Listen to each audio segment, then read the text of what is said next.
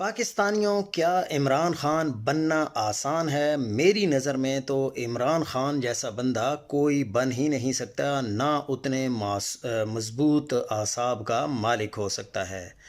اسمبلیاں تحلیل کیں تو الیکشن نہیں ہونے دیے گئے، احتجاج کے لیے نکلے تو گولیاں مار دی گئیں۔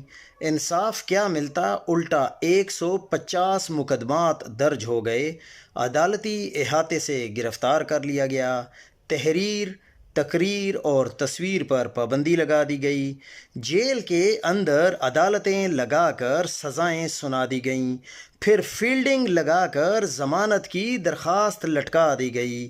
عوام نے ووٹ دیے تو اقلیت کو اکثریت میں بدل دیا گیا۔ اس کے لیے جو راولپنڈی کے ایکس کمشنر تھے، انہوں نے کلیئرلی قاضی فائز عیسیٰ، اس وقت کے چیف جسٹس اور موجودہ چیف الیکشن کمشنر کا نام بھی لیا کہ انہوں نے ساری دھاندلی کروائی ہے۔ 6 گھنٹے کے انتظار کے بعد بھی بچوں سے بات نہیں کروائی جاتی۔ ان کی بیگم جیل میں قید ہیں، مگر اس کی کردار کشی کی مہم اب بھی زور و شور سے جاری ہے۔ اب ملاقاتوں پر بھی غیر اعلانیہ پابندی لگ چکی ہے۔